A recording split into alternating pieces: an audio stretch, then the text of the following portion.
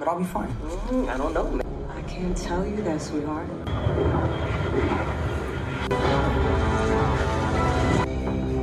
I got you, Spider! What the hell, Frank? You just hit me with a beer! Frank! Moving day. Get out of the vehicle, ma'am.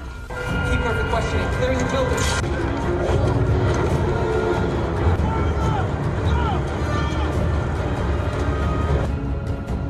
You can see me. You forgot to ask yourself a very important question. Hey, good job. I'm here. I don't know. Hi, this is not related. It seems so. I didn't see that you looked at anyone. I've seen it. But the Avengers are focusing. I actually think it's probably more related to the attack today. There was a cross-agency cybersecurity. Just damage control myself. Hi, I got an appointment with, Director, my face covering will result in defensive measure. This floor is mostly research and mainly dangerous to it's been a valuable part of our security is to redirect destructive energy into something useful. Or protecting the most important.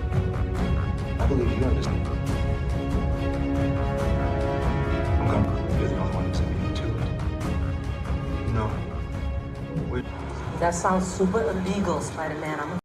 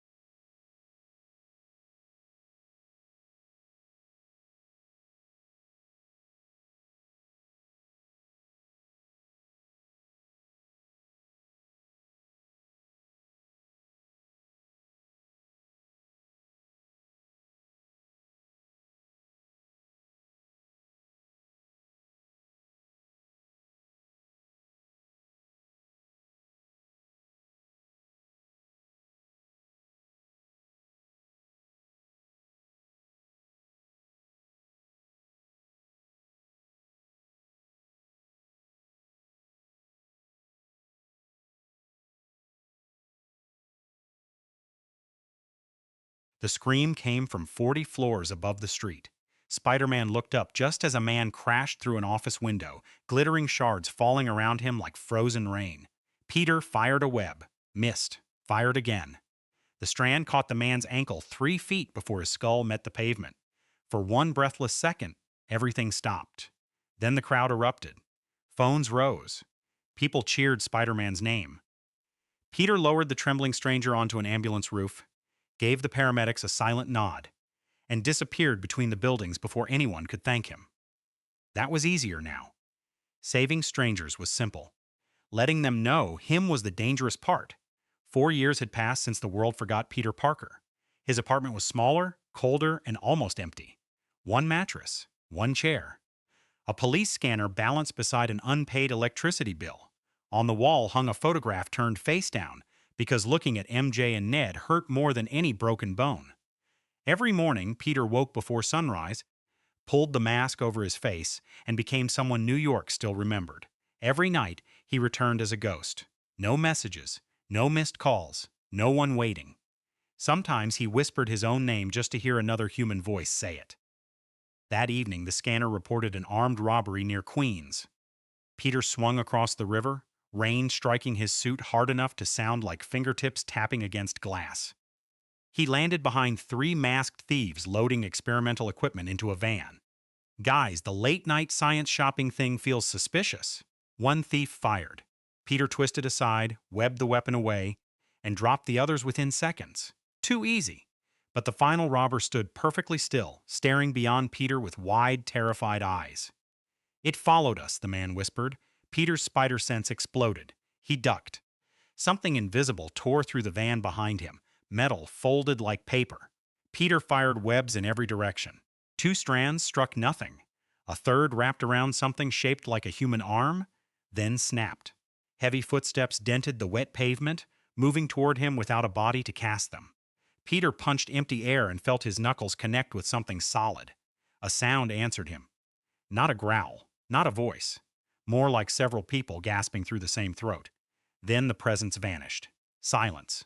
Peter stood beneath the flickering streetlight, rainwater running from his mask. The arrested robber began laughing, softly at first, then harder. You can't fight what you can't see. The next morning, Peter watched MJ through the window of a crowded cafe near Columbia. She looked older, happier maybe. Ned sat across from her, excitedly explaining something with both hands while she laughed into her coffee. Peter's fingers tightened around the folded note inside his pocket. He had rewritten it 12 times. My name is Peter Parker. We used to be friends. You once made me promise I would find you. Simple words. Impossible words. He stepped toward the door. MJ suddenly glanced up, and their eyes met through the glass. Something shifted in her expression. Recognition? No. Just the polite uncertainty reserved for strangers. Peter walked away before she could look again. That night, pain woke him on the floor. His back arched, every muscle locked at once. Heat raced beneath his skin, crawling from his chest into his arms like burning wires. He tore off his shirt and stumbled toward the mirror. Dark lines moved beneath his flesh, spreading outward from the faded spider bite on his wrist. His fingertips pressed against the sink and sank into the porcelain. Peter pulled back, breathing fast. The sink cracked down the middle. In the mirror, his pupils narrowed until almost nothing remained. For one horrifying second, he could hear everything. Rats scratching inside walls, conversations 3 buildings away, blood rushing through the veins of the man sleeping upstairs. Then came the heartbeat that wasn't human. Slow, heavy, close. Peter spun toward the window. Nothing stood on the fire escape, yet rain bent around the outline of a tall figure. Water traced invisible shoulders, an invisible head, and one raised hand pressed against the glass. Peter's spider sense screamed, but his body refused to move. A thin crack spread beneath the unseen fingertips. From somewhere inside the empty shape, a voice whispered his name. Not Spider-Man. Peter Parker. The window shattered inward. Peter threw himself aside as an invisible force entered the room. It moved past him without attacking, stopping beside the face-down photograph.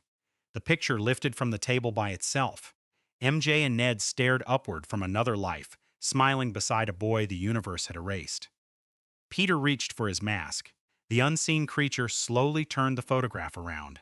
Across the glass, 3 words had been carved from the inside. They remember you. Peter fired a web at the photograph. The frame snapped from the invisible creature's grip and flew into his hand. At the same instant, something struck him across the chest. He crashed through the table, splinters biting into his back. The room went black. No power, no street light, only rain and that impossible heartbeat moving through the darkness. Peter closed his eyes. Sight was useless. He listened instead. Floorboards creaked near the window. A drop of water hit the carpet. Then another. The creature was circling him, waiting. Peter tightened his fingers around the photograph. You know who I am, he said. So tell me who sent you. A cold hand closed around his throat. Peter slammed both feet forward and felt the creature hit the wall. Plaster burst outward, briefly coating an enormous human shape in white dust, broad shoulders, long arms, a face with no features. Peter lunged, but the figure dissolved before his fist landed. Then its voice came from everywhere at once. You made the world forget. You thought forgetting meant gone. The walls vibrated. Memories do not die, Peter. They rot. A sharp pressure pierced the side of his neck. Peter cried out and ripped himself free, but something had already entered his bloodstream. Black veins spread beneath his skin. His knees buckled. The creature stepped through the shattered window and vanished into the rain. Peter woke 3 hours later beneath the wreckage. Dawn bled through the broken glass. His fever was gone, but the dark lines remained, curling around his ribs like roots. He tried calling Dr. Strange. The number no longer worked. He searched for Wong, the Sanctum, anyone connected to magic, but every path ended in silence. Whatever spell had erased him had also erased his right to ask for help. Peter stared at MJ's picture. They remember you. Who was they? MJ and Ned? His enemies? Or something trapped outside the spell, watching from the dark? The police scanner crackled. Multiple attacks. Midtown. Victims alive but unresponsive. Peter pulled on his suit and swung toward the sirens. He found 6 people standing motionless in Times Square, surrounded by ambulances and frightened officers. Their eyes were open. Their lips moved, but no sound came out. Each victim held something personal. A wedding ring, a child's toy, an old photograph. Peter landed behind the barricade. A detective raised his weapon. "Back off, Spider-Man!" Peter froze. He knew that voice. Detective Yuri Watanabe stepped beneath the flashing lights. She looked exhausted, harder than Peter remembered. A scar crossed the side of her jaw. Her gun remained aimed at his chest. "You have 10 seconds to explain why witnesses saw you at 3 attack sites." Peter stared at her. "I wasn't at 3 attack sites." Yuri tossed a phone onto the hood of a squad car. The screen showed security footage from Brooklyn. Spider-Man stood inside a dark apartment while a woman collapsed at his feet. Another clip showed him leaving a subway car filled with unconscious passengers. The suit was identical. The movements weren't. Too slow. Too deliberate. Like something had learned his shape but not his soul. "Someone's wearing my face?" Peter said. Yuri gave a bitter laugh. "That excuse works better when your face isn't a mask." One of the victims suddenly screamed. The sound tore through the square. Every screen around them flickered at once. Advertisements vanished, replaced by shaky footage of Peter standing outside MJ's cafe that morning. His face was uncovered. His name appeared beneath the image in white letters. Peter Parker. Peter stopped breathing. People turned toward the screens, confused. Yuri looked from the footage to Spider-Man, but before recognition could settle, the image distorted. Peter's face stretched into static. His name scrambled into meaningless symbols. The spell was fighting back. Every screen exploded in sparks. The 6 victims collapsed together, gasping as if surfacing from deep water. One grabbed Peter's wrist with terrifying strength. "It knows what you sacrificed," the man whispered. Peter crouched beside him. "What knows?" The victim's eyes filled with tears. "The thing beneath the city." Then his memory vanished. His expression emptied. He looked at Peter like they had never spoken. Yuri ordered officers to seal the area, but Peter was already moving. He followed a trail only his senses could detect, a metallic scent beneath the rain, mixed with something old and burned. It led through alleys, across rooftops, down into an abandoned subway tunnel sealed since the blip. The deeper he went, the louder the second heartbeat became. Graffiti covered the walls, hundreds of names written over one another. Some belonged to people Peter had saved. Others belonged to people he had failed. At the tunnel's end stood a steel door covered in webbing, his webbing. Peter touched one strand. It was dry, brittle, years old. He had never been here. At least, he didn't remember being here. Behind the door, someone knocked 3 times. A familiar voice followed. "Peter?" His hand went numb. It was Aunt May. Peter's hand hovered over the steel door. Every nerve in his body screamed that the voice was impossible. Aunt May was gone. He had held her as the life left her eyes. He had heard her last words through smoke, sirens, and shattered glass. Nothing could change that. "Peter!" The voice called again, weaker now. "Please!" His fingers closed around the handle. The door opened into darkness. A single hospital bed stood beneath a hanging light. Aunt May sat on its edge, wearing the same blood-stained coat from the night she died. Her face looked pale but warm, alive. Peter forgot how to breathe. She smiled. "There you are." His knees nearly gave out. For one fragile second, he was 17 again. Coming home late and inventing excuses while she pretended not to notice the bruises. He wanted to cross the room. He wanted to fall into her arms and let the whole broken world disappear. But her feet cast no shadow. Peter stepped back. The smile remained, yet something inside it changed. Too still, too perfect. "You're not her." May lowered her eyes. "You always were clever." The room flickered. The bed vanished. The walls became black stone threaded with glowing cracks. May remained in the center, but the darkness behind her moved like breathing flesh. Peter raised his fists. "What are you?" "I am what the spell left behind." Her voice deepened, layered with dozens of whispers. Images flashed across the walls. MJ crying beside a hospital window, Ned searching through old photographs, Happy standing at May's grave beside a stranger he could not remember. Each memory trembled like a reflection on water. Peter's chest tightened. The creature had found the wound he never touched. When the world forgot Peter Parker, it said, the memories were not destroyed. They were torn out, buried. Millions of empty spaces, each carrying pain with no name. May's face cracked down the middle. Black smoke poured from the opening. I grew inside those spaces. Peter fired both webs. They wrapped around the creature, pulling it forward as its borrowed skin peeled away. Beneath May's face was a shifting body made from fragments. Eyes, mouths, hands, all appearing and disappearing beneath a surface of living shadow. Peter yanked hard and drove his shoulder into its chest. The impact sent them through the stone wall and into an underground chamber filled with suspended glass spheres. Thousands of them. Each one held a moving memory. Peter saw himself and Ned building a model Death Star. MJ leaning against him on a rooftop. May laughing in the kitchen. Tony Stark placing a hand on his shoulder. His entire life floated around him. The creature slammed him onto the floor. One sphere shattered. A memory rushed into Peter's body so violently that he screamed. He stood in May's apartment while she placed a bowl of soup in front of him, the smell of garlic, the hum of the refrigerator. Her fingers brushing his hair away from a healing cut. He had forgotten that moment. Not because of magic, because grief had buried it. Then it was gone. Peter curled on the ground, clutching his chest. The creature watched him with May's eyes. You abandoned them, it whispered. You chose loneliness and called it protection. Peter forced himself upright.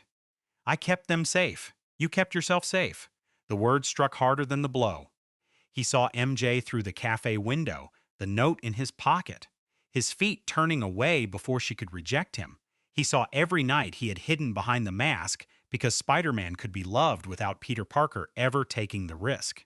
The creature moved closer. You are not alone because the spell demanded it. You are alone because fear did. Peter's jaw tightened, but he could not deny it. Then one of the spheres behind the creature began to shake. Inside it, Ned stood in a dark room drawing the same symbol again and again. A circle split by 3 jagged lines. He looked terrified. Across the room, MJ stared at a photograph she should not remember. Peter stepped toward the sphere. What is that? The creature turned too late. Peter smashed the glass. The memory exploded outward. Suddenly he stood inside Ned's mind. Ned was asleep, trapped in a nightmare. A shadow wearing Spider-Man's face stood above his bed, pressing 2 fingers against his forehead. MJ was there too, screaming Peter's name, even though she did not know why. Then another figure appeared behind them. A man in a dark tactical coat. His left arm gleamed with metal. He fired at the shadow, forcing it away. Peter knew that face from old news footage. A soldier blamed for murders he did not commit. A man the world called the Winter Soldier. The memory collapsed. Peter fell back into the chamber, gasping. The creature shrieked. Every glass sphere began cracking at once. Voices flooded the room. Millions of forgotten moments begging to return. Peter looked up. The creature was no longer wearing Aunt May's face.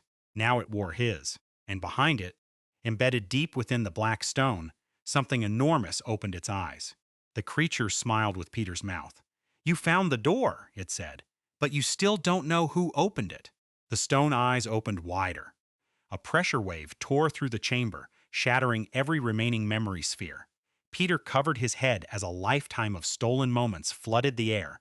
Birthday candles, hospital rooms, first kisses, final goodbyes. Thousands of voices overlapped until the sound became unbearable. The shadow wearing Peter's face stretched its arms toward the giant buried beneath the wall. Wake up, it whispered. Gunfire answered. 3 rounds struck the creature's chest, each bullet flashing blue before exploding into white light. The shadow twisted backward. Peter looked toward the tunnel entrance. Bucky Barnes stood there, metal arm raised, smoke curling from the barrel of his pistol. Move! Peter jumped as the stone floor split open. A black hand erupted from beneath him, fingers large enough to crush a subway car. Bucky fired again while Peter webbed the ceiling and swung across the chamber. The buried thing dragged itself forward, breaking through layers of rock. It had no true face, only hundreds of human expressions pressed into a skull of darkness. Bucky pulled a small device from his coat and slammed it against the wall. A pulse of energy rippled through the chamber. The creature screamed. Every stolen face vanished except Peter's. "You came back," it hissed at Bucky. "Yeah," Bucky said. "Bad habit." Peter landed beside him. "You know what that thing is?" Bucky's eyes remained fixed on the shadow. "I know what it does." He tossed Peter a thin metal disc marked with the same symbol Ned had drawn. The moment Peter caught it, his fingertips burned. 3 months ago, people connected to the Avengers started losing memories, Bucky said. Not ordinary memories, specific ones, battles, names, identities. Someone was collecting everything the world had been forced to forget. Peter looked at the disc. Someone? Bucky finally faced him. Dr. Stephen Strange. Silence. Peter gave a sharp, disbelieving laugh. Strange made the spell to protect everyone. He made the spell, Bucky said. Then he discovered something inside it. The shadow attacked. Its arm became a blade. Peter blocked the strike with both forearms, but the impact threw him into a stone pillar. Bucky grabbed the creature from behind, metal fingers digging into its neck. For 1 second, he held it. Then the shadow whispered a sequence of Russian words. Bucky froze. His face emptied. The creature turned and pressed a hand against his forehead. Images burst from him. Snow, blood, a red book, bodies falling beneath the Winter Soldier's hands. Bucky dropped to one knee, breathing like a man drowning inside his own past. Peter charged. He punched through the shadow's chest and felt something beating inside. Not a heart, a memory. He pulled. A glowing fragment tore free, showing Strange standing alone beneath the sanctum, drawing symbols across a circular stone door. His hands shook. Blood ran from his nose. Behind him stood another figure hidden by a hood. Strange spoke without turning. Once Peter Parker is erased, the barrier will weaken. The hooded figure asked, "And the boy?" Strange closed his eyes. He'll never know. The memory shattered in Peter's hands. His stomach dropped. The spell had not been an accident. His sacrifice had opened something. The shadow struck him across the face, then seized the metal disc. Bucky recovered just long enough to grab its wrist. "Peter," he shouted, "the symbol is a lock. Break the center." Peter fired a web, yanked the disc back, and crushed it between his palms. A flash swallowed the chamber. The giant beneath the wall roared as chains of golden light appeared around its body. The shadow began tearing apart, pieces of Peter's face peeling into smoke. But it smiled. Too late. Above them, somewhere in Manhattan, church bells began ringing. One bell, then another, then hundreds. Peter's spider sense ignited with such force that he screamed. Across New York, people stopped walking. They turned toward the same unseen point beneath the city. MJ dropped her coffee. Ned woke from his nightmare. Yuri lowered her weapon, and every one of them whispered the same forgotten name. Peter Parker! Bucky stared at him in horror. The spell was breaking. Then Peter's phone rang. The caller had no number. He answered. Dr. Strange's voice came through the speaker, weak and desperate. "Peter, listen carefully. Whatever you do!" A violent impact shook the tunnel. "Do not let them remember you." Dr. Strange's warning died beneath a roar of collapsing stone. Peter grabbed Bucky and fired 2 webs toward the tunnel ceiling. They swung clear as the floor split open, revealing a golden light pulsing far below the city. Not fire, not electricity, a spell. Massive circles of symbols rotated beneath Manhattan like gears inside a buried clock. Bucky looked down.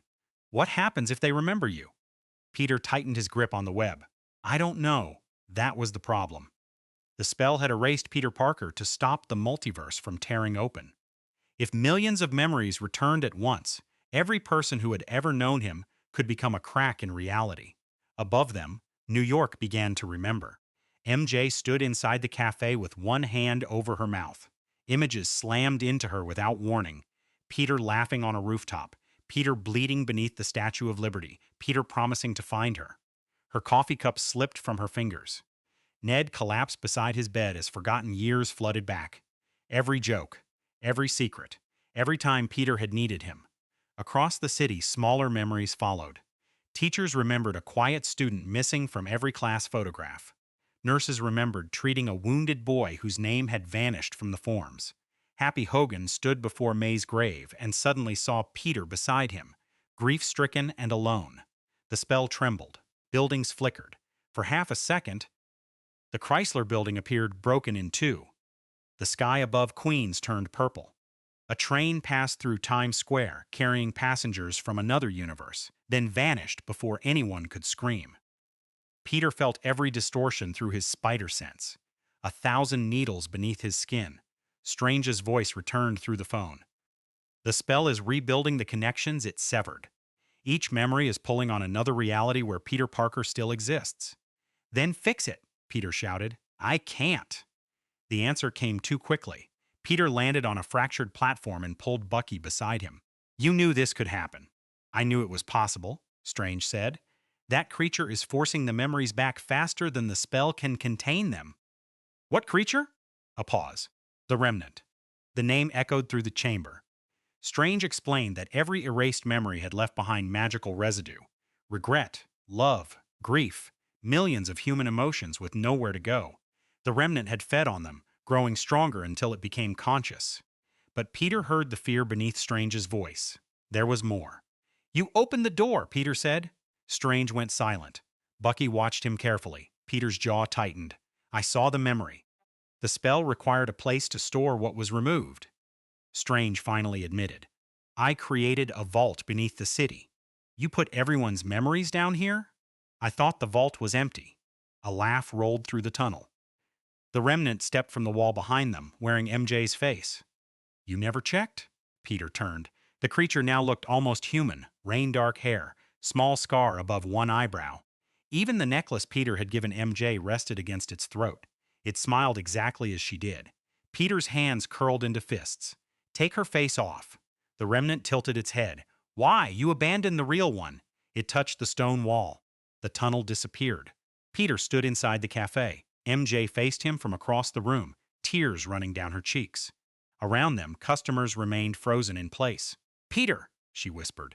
He stepped toward her, unsure whether she was real. Her hand touched his cheek, warm. I remember everything. His throat closed. He had imagined those words every night for years. He had imagined relief, joy, maybe forgiveness. Instead, fear filled her eyes. You left me. Peter's face tightened. I was protecting you. You decided for me. Ned appeared beside her. His expression hurt more than anger. We were your family. Peter looked between them. You were safer without me. No, Ned said. You were safer without us. The cafe walls began to bleed darkness. The Remnant's voice slipped through their mouths. Stay here, Peter. Let them remember. Let them love you again. For 1 second, he wanted to surrender. No more empty apartment. No more watching through windows. No more saying his own name into silence. Then he noticed MJ's necklace. The pendant hung backward, not real. Peter closed his eyes and drove his fist through the illusion. The cafe exploded into smoke. He returned to the tunnel with his arm buried inside the Remnant's chest. The creature shrieked and threw him into Bucky. Nice catch, Bucky muttered, helping him up. The golden circles beneath the city began spinning faster. Strange's voice sharpened through the phone. The vault has 7 anchors. The Remnant has already broken 6. Peter looked toward the final chain of light wrapped around the giant shape below. And the last one? Strange hesitated. It's connected to the strongest memory still holding the spell together. Peter already knew. A screen of black smoke opened before him. MJ stood in the middle of a crowded street, staring upward as the sky cracked apart. Around her, shadow creatures emerged from tears and reality.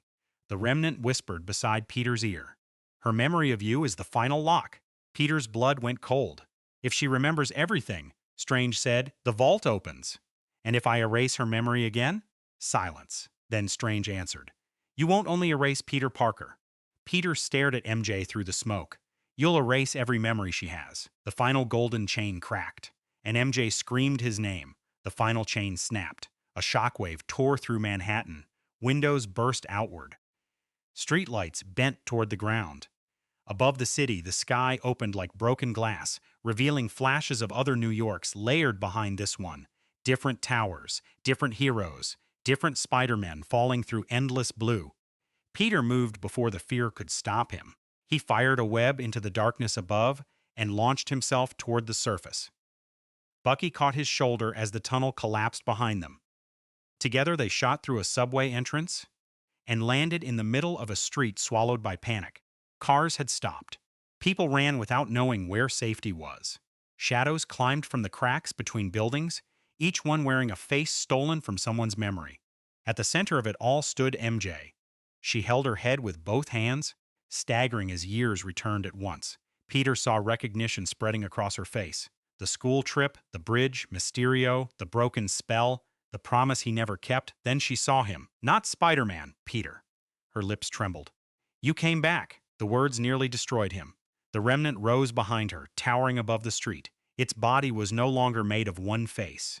Thousands pushed through its skin. May, Tony, Ned, Happy, people Peter had saved, people he had lost. You cannot have both, it said, the girl or the world. Peter stepped between MJ and the creature. Then take me. The Remnant laughed. I already did. Its chest opened. Inside was Peter's entire life, twisted into a burning core. Every memory the world had lost was wrapped around him like chains. Dr. Strange appeared through a portal above the street, bleeding from the temple. Golden bands snapped from his hands and locked around the Remnant's arms. Peter! He shouted. The core is unstable! Destroy it now! Peter stared into the creature's chest. If he destroyed the core, the stolen memories would vanish forever. MJ would forget him again. Ned too. Everyone. MJ reached for his hand. Her fingers closed around his. I remember, she whispered. I remember you standing outside the cafe. I remember waiting. Peter could not look at her. I was scared. I know. I thought leaving would keep you safe. It didn't. The Remnant broke one of Strange's restraints. The street split beneath them. Bucky fired into the shadow creatures closing from both sides, but there were too many. Strange shouted again. Now, Peter! MJ tightened her grip. Don't choose for me again. Peter finally looked at her. Her eyes were full of anger, pain, and something worse. Hope. That tiny hope hurt more than losing her. The Remnant lunged. Peter pulled MJ close, fired a web around her waist, and threw her toward Bucky. Bucky caught her as Peter launched himself straight into the creature's open chest. Darkness swallowed him. He fell through memories. Tony dying beneath an alien sky. May collapsing in his arms. Ned laughing in a school hallway. MJ kissing him while the world still knew his name. The Remnant whispered from everywhere. Keep them. Peter landed before the burning core. Keep the love. Keep the pain. Let the worlds break. His hands shook. This was everything he had wanted. A life restored. A family returned. No more empty rooms. Then he heard MJ screaming outside. Heard buildings collapsing. Heard Strange losing control of the spell. Peter placed both hands against the core. I loved them enough to let them go once. The darkness tightened around him. Do it again, the Remnant hissed. Peter closed his eyes. No. He pulled the core into his chest. The creature screamed. Every shadow in New York froze. The cracks in the sky stopped spreading. Strange stared in horror as Peter absorbed the forgotten memories instead of destroying them. Pain exploded through him. Millions of lives. Millions of emotions. Every person who had ever known Peter Parker flooded into his mind at once. He screamed until his voice disappeared. The Remnant collapsed inward, dragged into Peter's body piece by piece. The sky sealed. The shadows vanished. Silence fell across Manhattan. Peter dropped from the creature's dissolving form. MJ ran toward him. He landed on his knees. She touched his face. Peter? His eyes opened. They were completely black. A smile slowly crossed his lips. But it wasn't Peter's smile. And when he spoke, 1,000 voices spoke with him. Peter Parker is gone. MJ did not step back. The thing wearing Peter's body rose slowly, black eyes reflecting the ruined street. Dr. Strange lifted both hands, golden symbols forming around his wrists. Bucky aimed at Peter's chest. Neither moved.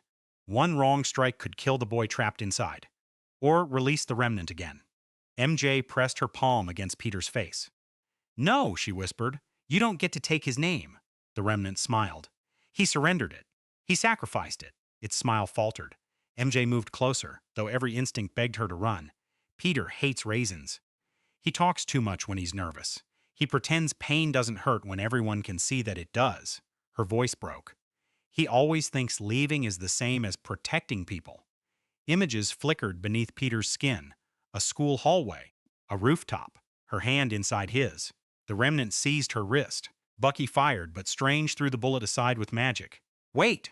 MJ winced as the creature tightened Peter's fingers around her arm. You remember his life, she said. But you don't understand it. 1,000 voices laughed through him. What is there to understand? Peter always comes back. She placed his hand over her heartbeat. Inside the darkness, Peter heard it. One steady pulse, then another. The millions of stolen memories had buried him beneath their grief, but MJ's heartbeat cut through the noise. He saw her waiting inside the cafe. Ned staring at an empty chair he could not explain. May smiling over a bowl of soup. Not perfect memories? Human ones. Warm, painful, unfinished. Peter opened his eyes inside the remnant. You said memories rot, he whispered, only when nobody carries them. He reached through the darkness and grabbed the creature from within. Outside, his body convulsed. Black smoke burst from his mouth and wrapped around the buildings. Strange cast a containment spell, forming a glowing sphere over the street. The remnant screamed through Peter. If I die, everything returns. Not everything, Strange said. He finally understood what Peter was doing. The original spell had failed because it treated memories like objects, things that could be removed and locked away. Peter was changing the spell. He was separating memory from love. The world did not need to remember his name to carry what he had given it. Strange drove both hands into the air. Golden light passed through the city. Happy forgot Peter's face again, but the loneliness at May's grave softened. Teachers forgot the missing student, yet remembered that someone quiet had once helped others. Ned lost the restored images, but not the courage Peter had awakened in him. MJ held on longest. Her memories faded one by one. The bridge, the rooftop, their first kiss. Tears slipped down her face as each moment dissolved. Peter forced the remnant out of his chest. It emerged as a small, shaking shadow, no longer wearing stolen faces. He held it between both hands while it clawed at him. You'll be alone, it hissed. Peter looked at MJ. She was already forgetting why she was crying. I know. He crushed the shadow. Light swallowed everything. Peter woke at sunrise on the roof of the sanctum. His suit was torn. His body felt hollow, but the dark veins were gone. Bucky stood near the ledge, watching ambulances move through the streets below. Strange sat beside Peter, exhausted. The vault is gone, Strange said. The remnant with it. Peter stared at his hands. Do they remember? Not your identity? Peter swallowed. And MG? Strange's silence answered first. She kept one thing, he said. A feeling the spell couldn't remove. Days later, Peter returned to the cafe. Ned sat near the window. MJ stood behind the counter, wearing the necklace with the pendant facing forward. Peter almost entered. His hand even touched the door. MJ looked up. Their eyes met. No recognition appeared, but she smiled. Not the polite smile she gave strangers. Something quieter. Something that made her touch the necklace without knowing why. Peter smiled back. Then sirens rose in the distance. He stepped away from the door, pulled the mask over his face, and ran toward the alley. A web caught the morning light. He swung above the city as people pointed toward the sky. New York remembered Spider-Man. MJ watched him disappear between the buildings, her chest aching with a loss she could not name, and high above the noise, Peter whispered the name the world had forgotten. This time he did not say it to prove he existed. He said it because he finally knew who he was. The most revealing decision behind Spider-Man, Brand New Day, is not a costume change, a surprise villain, or another universe-shaking cameo. It is the choice of Destin Daniel Cretton. After John Watts directed Tom Holland's first 3 solo adventures, Sony and Marvel handed the 4th film to a filmmaker whose career has consistently focused on people carrying emotional wounds they cannot easily explain. Cretton may now have superhero-sized resources, but his instincts were formed through intimate character dramas. That combination, human vulnerability wrapped inside blockbuster spectacle, makes him a fascinating architect for Peter Parker's loneliest chapter. Cretton's breakthrough, Short-Term 12, followed staff members and teenagers inside a residential care facility, observing trauma through restrained conversations, awkward silences, and tiny gestures. He later directed The Glass Castle and Just Mercy, stories about damaged families, institutional failure, and people struggling to preserve their dignity. Then came Shang-Chi and the Legend of the Ten Rings, where he proved he could handle elaborate action without abandoning emotional intimacy. The film's real conflict was not hero versus monster. It was a son confronting the grief, anger, and expectations inherited from his father. Cretton made spectacle personal. Spider-Man needs exactly that treatment now. No Way Home ended by stripping Peter of almost everything that had defined Holland's version of the character. His aunt was dead. His friends had forgotten him. His connection to the Avengers had effectively vanished. Rather than immediately reversing that tragedy, Brand New Day appears designed to live inside its consequences. The official premise describes Peter fighting crime full-time in a New York that no longer knows his name while watching his former friends continue their lives without him. Even his powers begin changing under the pressure. This is not simply Spider-Man starting another adventure. This is Peter attempting to replace a human life with a heroic identity. That distinction explains why Cretton's appointment feels so deliberate. Spider-Man has always joked while fighting because humor gives him control over fear. But what happens when the jokes are the only voice he has left? A weaker movie could treat Peter's isolation as temporary setup before restoring the familiar supporting cast. Cretton's filmography suggests something more uncomfortable: loneliness as the central dramatic condition. His characters rarely heal through one triumphant speech. They stumble toward connection, retreat from it, then try again. Peter Parker, buried beneath the responsibility of Spider-Man, fits naturally into that emotional world. When the title was announced at CinemaCon in March 2025, Tom Holland described the movie as a fresh start. Cretton went further, saying the team was examining the next stage of Peter's life while obsessing over both the physical experience of web swinging and the creation of an emotional story audiences had not seen before. That balance matters. He was not talking only about bigger action. He was talking about redesigning the sensation of being Spider-Man around a different version of Peter, older, isolated, and forced to decide whether sacrifice has become an excuse for avoiding intimacy. Cretton has also described the film as recognizably Spider-Man while emphasizing a new chapter and a tonal shift. That does not necessarily mean joyless or grim. His work usually mixes pain with warmth, humor, and sudden bursts of energy. Shang-Chi could move from family grief to kinetic bus combat without making either element feel imported from another film. Brand New Day appears to demand the same tonal flexibility: street-level danger, physical transformation, romantic loss, and comic book wonder occupying one story without crushing one another. The challenge is enormous. The potential is even larger. The creative partnership surrounding him is equally important. Sony Pictures and Marvel Studios remain jointly involved, with Kevin Feige, Amy Pascal, Avi Arad, and Rachel O'Connor listed as producers. Chris McKenna and Eric Sommers, writers on Holland's previous Spider-Man films, return for the screenplay. Cretton is therefore not demolishing the established series and rebuilding from nothing. He is inheriting its continuity, humor, and relationships, then redirecting them toward adulthood. That collaborative structure could preserve what audiences love while preventing the fourth installment from feeling like an extended epilogue to No Way Home. And here is the real promise of Cretton's vision. He understands that Peter Parker becomes most compelling when his powers cannot solve his actual problem. He can stop robberies, survive impossible falls, and protect an entire city. None of that can force MJ or Ned to remember him.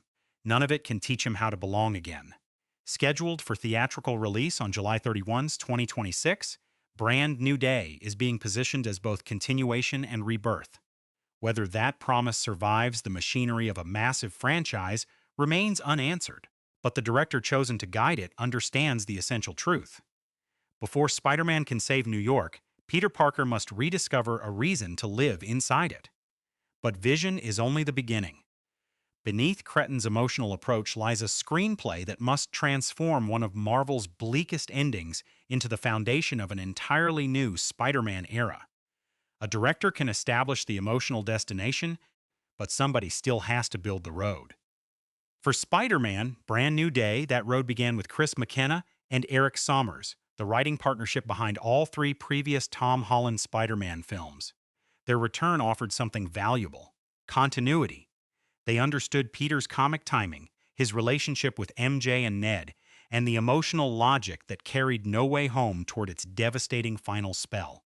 But continuity created the screenplay's greatest danger. How do you honor that ending without immediately undoing it?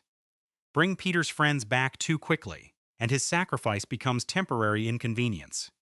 Keep them absent too long, and the movie risks losing the warmth that made the earlier trilogy breathe. Development was neither quick nor clean. Work on the fourth film was publicly confirmed before the screenplay was ready, then paused during the 2023 Writers Guild strike. Once negotiations resumed, Holland became involved earlier in the creative process than he had been on previous installments.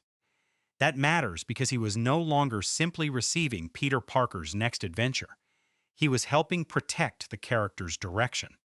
Holland repeatedly stressed that he would return only if the story justified continuing after No Way Home. This was not empty actor diplomacy. That ending already functioned as a complete, painful conclusion. Any sequel had to prove that Peter's isolation contained another story rather than merely another franchise obligation. By October 2024, Holland and Zendaya had read a draft together. His response was encouraging but unusually candid. The script excited him, yet still needed work, partly because the story had to fit into the wider MCU timeline. That tension has haunted Marvel storytelling for years. A Spider-Man film must operate as a personal coming-of-age drama, a New York action movie, and a component inside a much larger continuity machine. Too much connective tissue, and Peter becomes a guest in his own film. Too little, and the studio loses opportunities to connect its larger universe. The writing challenge was therefore structural, not cosmetic. The screenplay needed to make the MCU feel like pressure surrounding Peter, not the reason his story exists. The solution appears to begin with a 4-year time jump. Official story material places Peter well into adulthood, living alone and fighting crime full-time after voluntarily removing himself from the memories of everyone he loves. That gap is smart because it avoids spending half the movie watching him adjust to an outcome the audience already understands. We meet him after isolation has hardened into routine. Spider-Man is no longer something Peter balances against school, friendship, or romance. It has swallowed the rest of him. Dramatically, that turns the familiar great responsibility principle inside out. Responsibility was once his moral strength. Now it may be the respectable name he gives to self-erasure. Then the screenplay introduces two mysteries at once. Peter's powers begin undergoing a dangerous physical evolution, while an unseen threat emerges against New York and the people he still loves. The pairing is elegant. One mystery attacks the city, the other attacks Peter's body. He cannot investigate the external danger without confronting the internal change, and he cannot protect his former friends without moving dangerously close to lives he chose to abandon. Holland has described the film as a detective story in which Spider-Man himself spends much of the narrative confused and searching for answers. That shifts the engine away from simply defeating a visible supervillain. Peter must observe, investigate, and doubt his own senses. For a hero defined by spider-sense, uncertainty becomes its own form of terror. A later revision adds another intriguing layer. In June 2026, it was reported that Justin Kuritzkis, writer of Challengers and Queer, had revised McKenna and Sommer's screenplay and would receive a writing credit.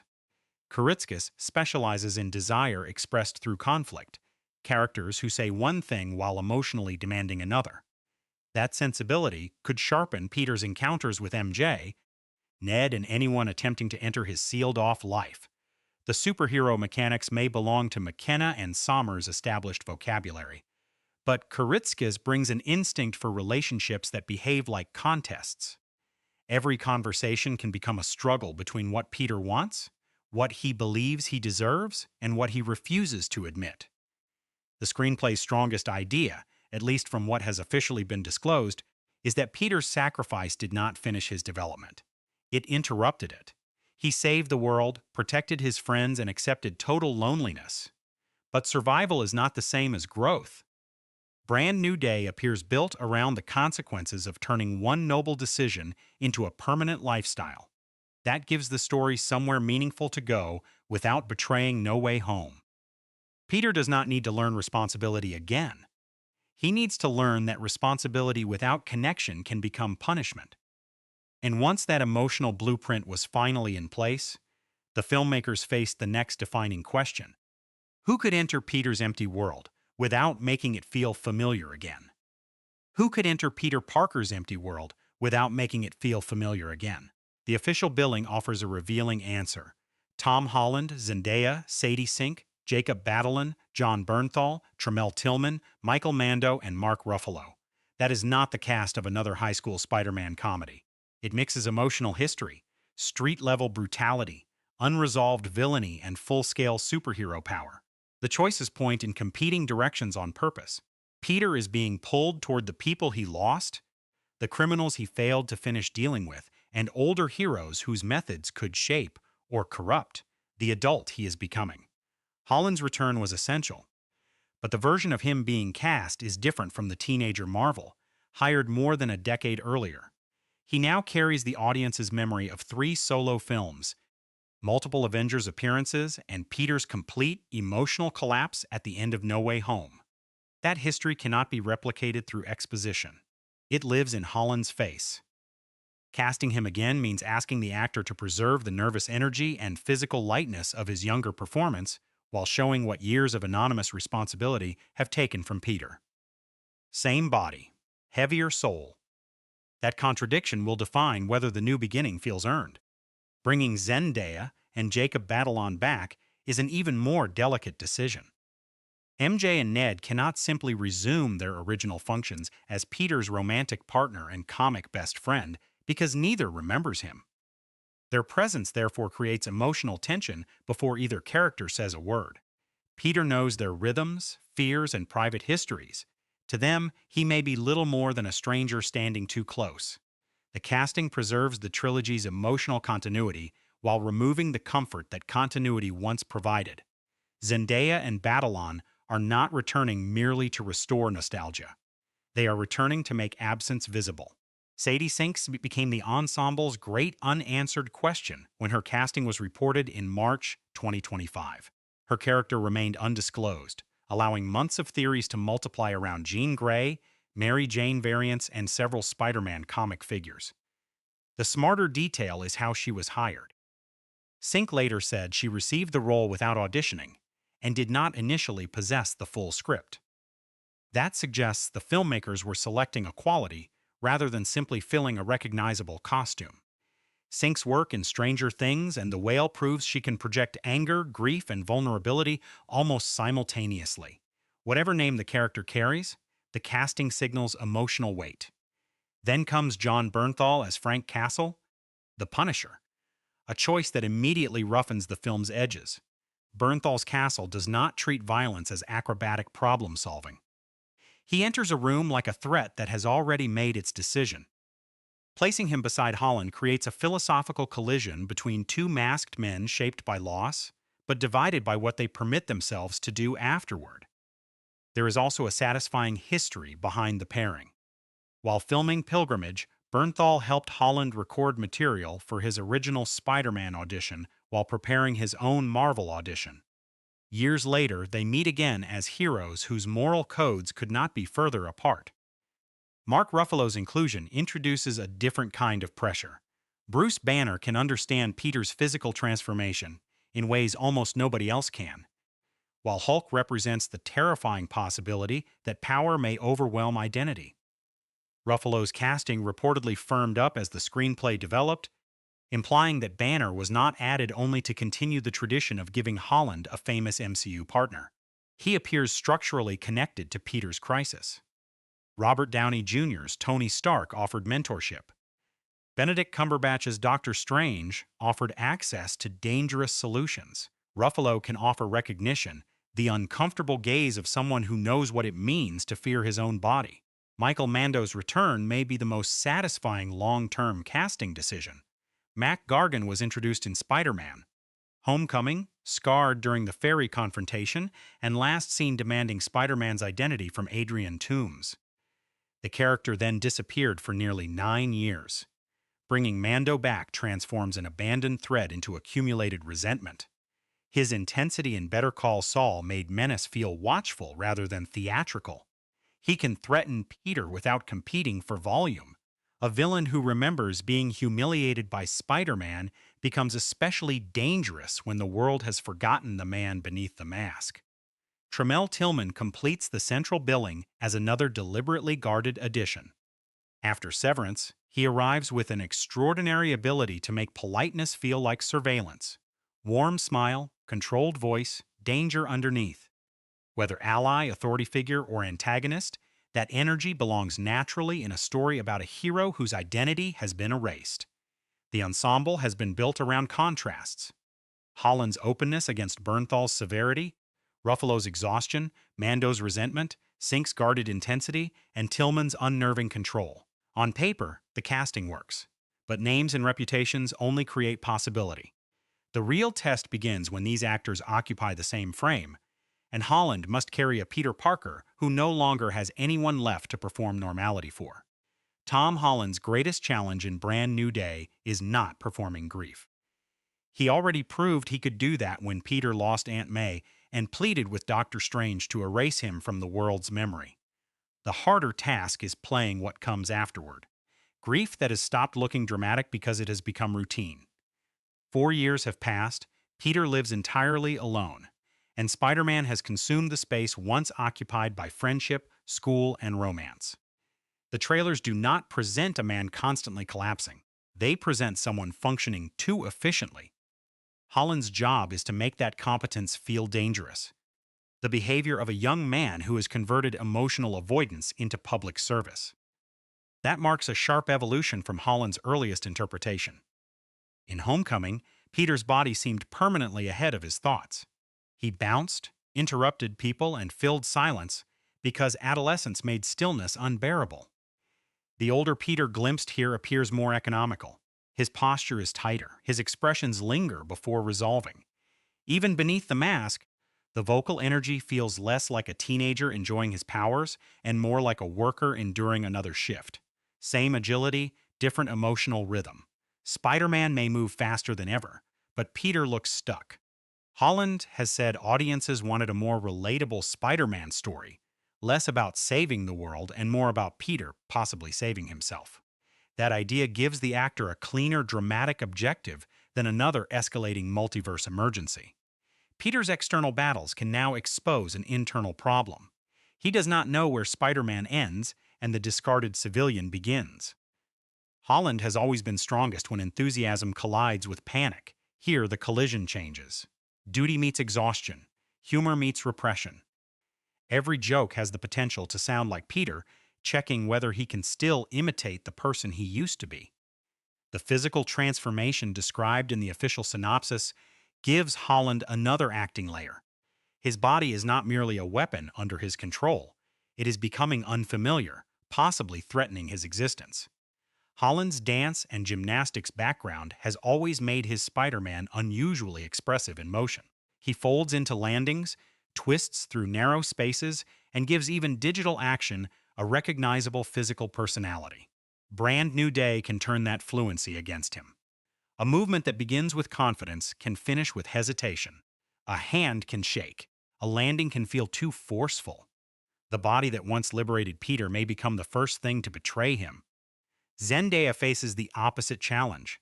She must play MJ without access to the emotional history that shaped the previous films, while allowing the audience to feel that history whenever Peter looks at her. She cannot perform hidden recognition unless the screenplay gives MJ a reason to suspect something. Doing so would weaken the spell's consequence. Instead, her power lies in independence. Zendaya said she imagined the years MJ had lived without Peter and even helped adjust scenes so the adult version retained the character's oddness and dry humor. That re-MJ-ifying process matters. Growth should not sand away specificity. MJ can mature without turning into a generic romantic memory waiting to be restored. Their chemistries must therefore become intentionally uneven. Holland carries intimacy into every encounter because Peter remembers everything. Zendaya must answer with the guarded curiosity one might offer a stranger who behaves as though a private conversation has already begun. That imbalance could produce the film's most painful moments. He knows when she is nervous. She does not know why he notices. He remembers promises she never made. Romance becomes dramatic irony, but not the playful kind. The audience occupies Peter's side of a relationship that only exists for one participant. John Bernthal gives Holland a completely different scene partner. Their off-screen friendship allowed Destin Daniel Cretton to encourage improvisation, creating what Holland described as a bickering, older brother-younger brother dynamic between Peter and Frank Castle. That looseness could be crucial.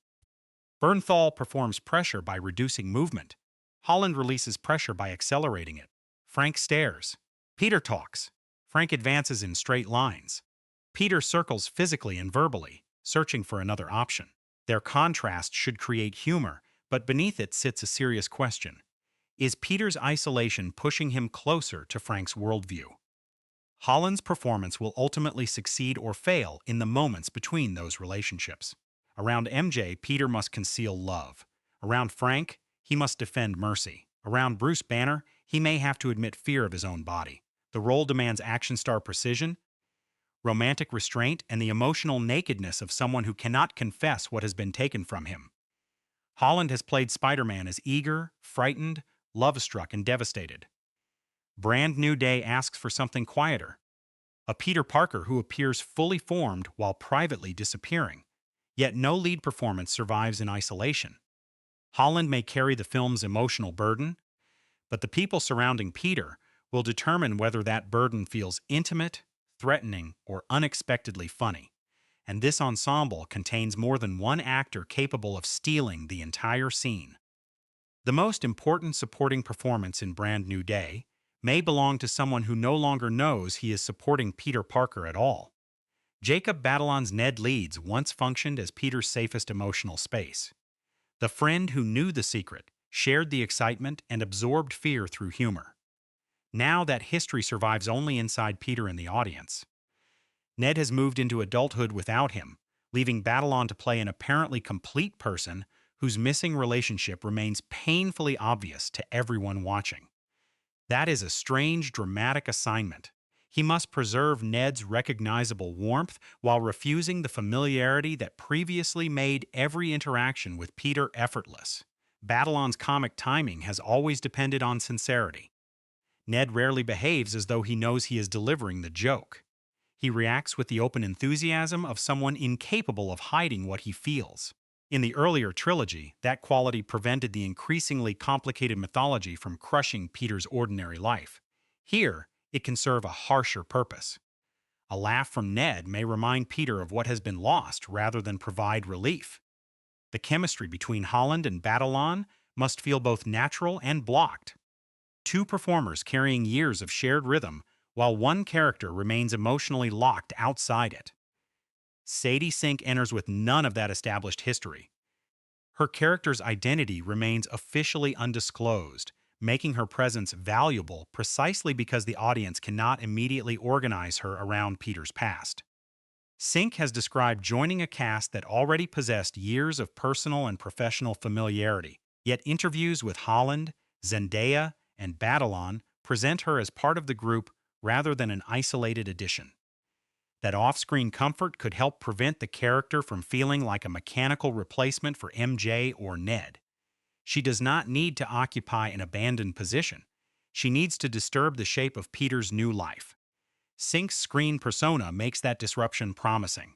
She can project defensiveness without closing herself emotionally, allowing suspicion, anger, and vulnerability to overlap. In Stranger Things, her strongest moments often arrived when Max attempted to appear self-contained, while grief leaked through the performance anyway. That quality belongs naturally beside this Peter Parker. Both could appear determined to survive without help, creating either immediate recognition or immediate conflict. The trailers reveal too little to judge the final dynamic, but the casting suggests that Peter will encounter someone who cannot be won over through charm alone. John Bernthal supplies the ensemble's blunt force. Holland has described Peter and Frank Castle as possessing a combative older brother-younger brother energy, developed partly through improvisation encouraged by Destin Daniel Cretton. That relationship could give the movie its roughest humor. Bernthal's intensity becomes funny when placed against Holland's verbal speed because Frank treats every disagreement as deadly serious, while Peter keeps searching for a moral argument that might slow him down. Beneath the bickering, however, sits genuine danger. Frank is what grief looks like when punishment replaces responsibility. Peter may recognize more of himself there than he wants to admit. Mark Ruffalo offers a quieter counterweight. Bruce Banner understands isolation, physical transformation, and the fear that heroic power can erase the person carrying it. The official material confirms Ruffalo among the principal cast, while the premise centers on Peter, undergoing a bodily evolution that threatens his existence. That combination makes Bruce potentially more than the film's designated veteran Avenger. His usefulness lies in experience. Tony Stark once encouraged Peter to become a hero worthy of his gifts. Bruce may be the person forced to explain that gifts can also become illnesses, prisons, or identities that demand constant negotiation. Michael Mando's return as Mac Gargan creates another form of continuity. Gargan was introduced in Homecoming, then left waiting through the rest of the trilogy, while Peter encountered threats of increasingly cosmic scale. Restoring him now pulls the series back toward unfinished street-level consequences. Mando's tightly controlled menace makes Gargan useful inside an ensemble crowded with physically powerful personalities. He does not need to outshout the Hulk or the Punisher. Resentment can do the work. Peter has spent years suffering because the world forgot him. Gargan represents someone whose hatred survived the disappearance of Peter Parker because it was directed at Spider-Man. Trammell Tillman introduces a different energy, immaculate control. His work in Severance showed how a calm voice and welcoming expression can become more unsettling than obvious aggression. With his brand New Day role still guarded in official publicity, the most useful analysis lies in what his casting brings tonally. Tillman can make authority feel impossible to read. In a detective-driven story built around hidden motives and Peter's growing uncertainty, that ambiguity matters. He could stand beside Peter, oppose him, or do both within the same conversation. And Tillman's restraint would keep the character dangerous without announcing which direction the scene is moving. The ensemble's real strength is contrast. Batalon carries forgotten affection. Sync introduces unreadable possibility. Bernthal turns trauma into violence, Ruffalo turns it into wary self-knowledge, Mando turns it into revenge, and Tillman wraps uncertainty inside composure. Cretton has described an inclusive set atmosphere, while Zendaya observed that the returning cast's family-like comfort extended to the new collaborators. That chemistry cannot guarantee a successful movie, but it gives the supporting players room to challenge Holland rather than orbit him, and those performances will not exist in empty space. Peter's isolation, New York's escalating pressure, and the collision between street crime and superhuman danger must all be made physically visible, which places the next burden on the artists constructing the film's environments, costumes and battered new world. Peter Parker's new life must look as though it was assembled without help. No Stark laboratory, no automated suit generator, no luxurious school trip carrying him across Europe. The visual promise of Brand New Day begins with subtraction, stripping away the polished infrastructure that surrounded Holland's Spider-Man and placing him back among cramped rooms, crowded streets, and objects that appear physically handled.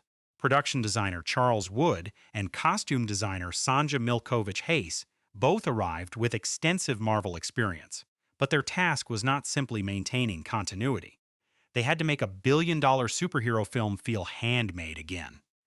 The new Spider-Man costume expresses that idea immediately. Its bright red and deep blue return Peter toward the character's classical comic book silhouette, while raised black webbing and a larger chest emblem give the material more visible texture. Earlier MCU suits often appeared sleek enough to belong inside Tony Stark's inventory. This one looks more like an object Peter could understand, repair, and emotionally claim. The design follows the homemade suit glimpsed at the end of No Way Home, but develops it into something sturdier and more practical. It is not merely nostalgic. It visually declares independence. Holland's involvement in developing the costume makes that symbolism even stronger. Peter has been forgotten by the people who once helped define him, so his suit becomes one of the few identities he can still construct deliberately. The enlarged spider emblem reads almost like self-persuasion. If Peter Parker has disappeared, Spider-Man must become unmistakable. Yet the traditional design also carries traces of the alternate Peters he met in No Way Home.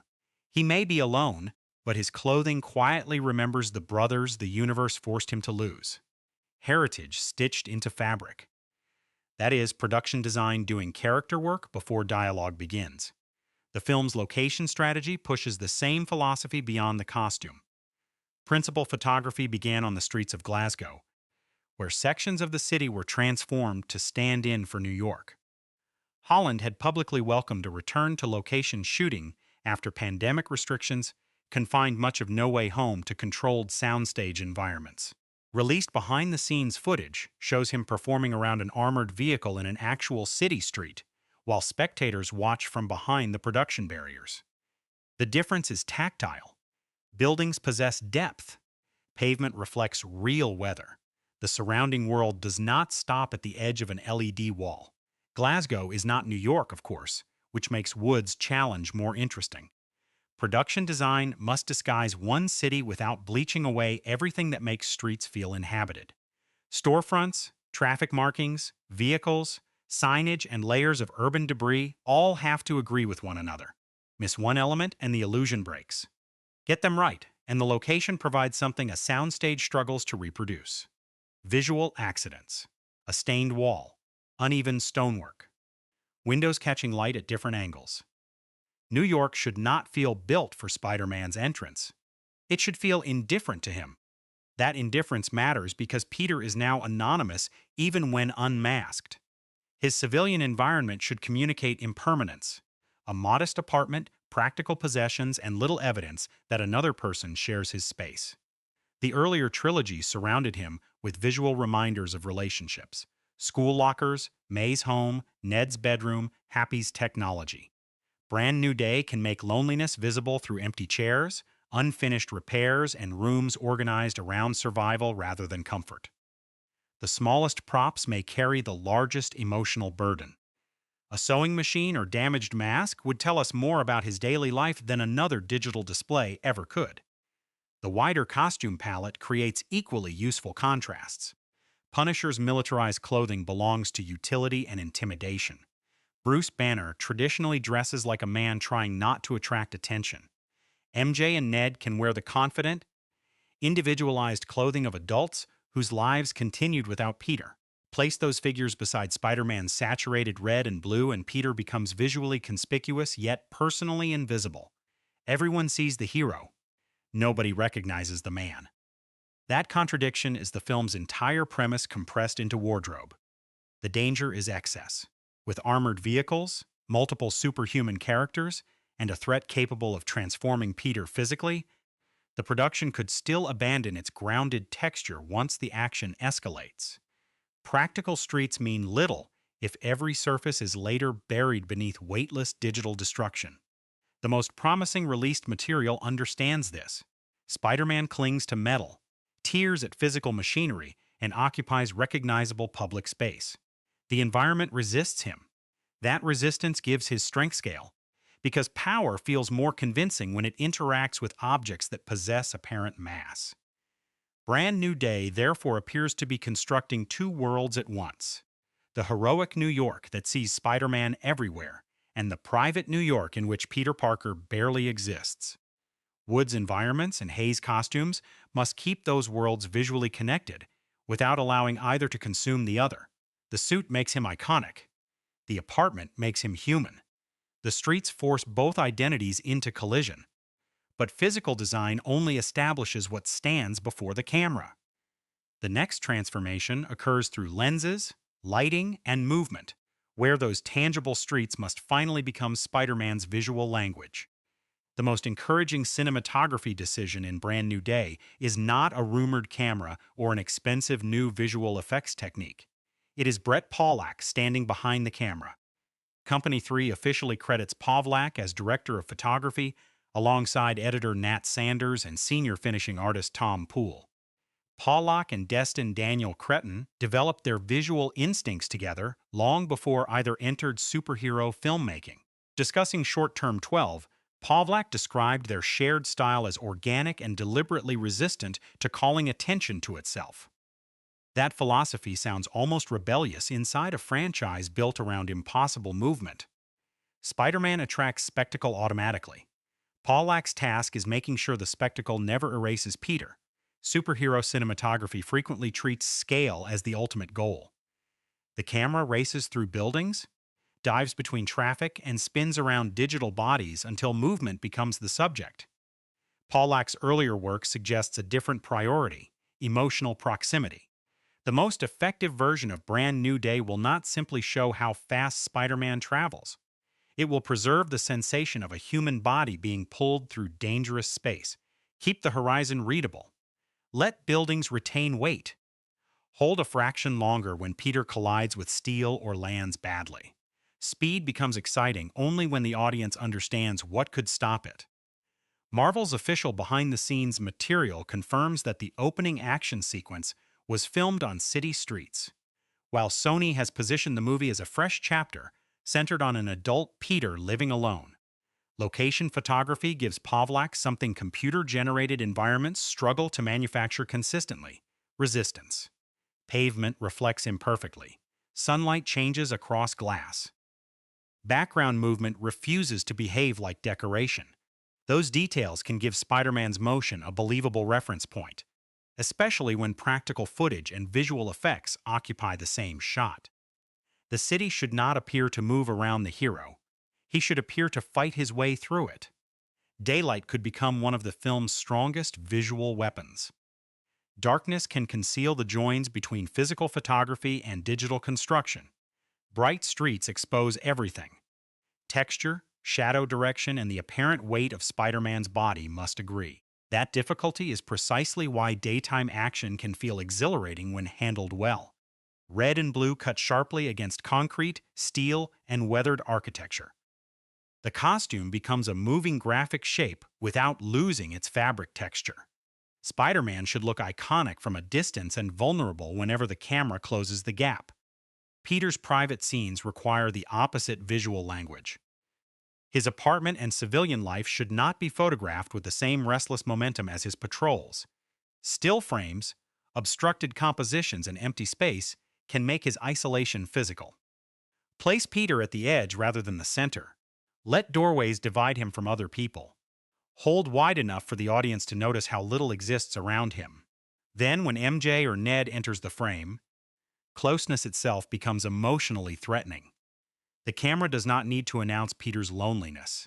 It can simply leave room where another person used to stand. Pollack's handheld experience also needs discipline here.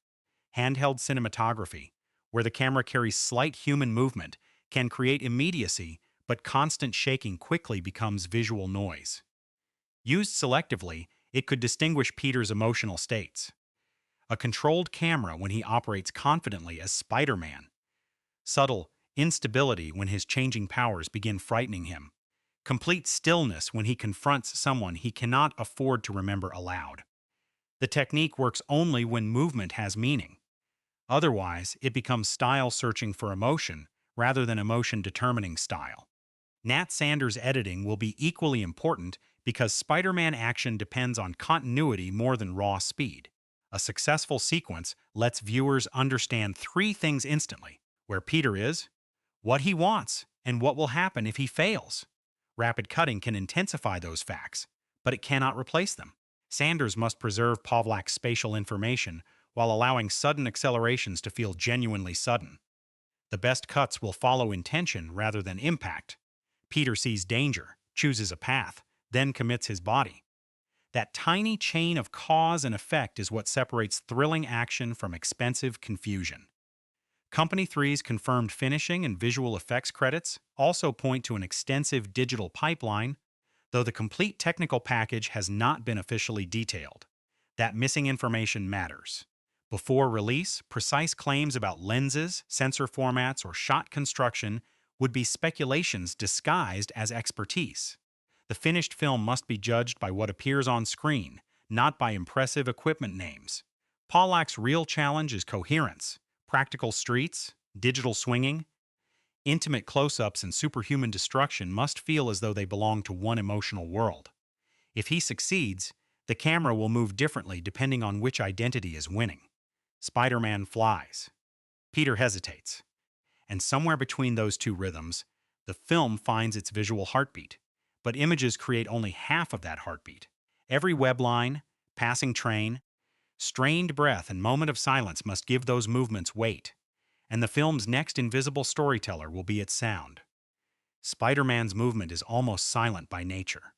Webbing leaves the wrist, the body lifts, and gravity briefly loses its authority.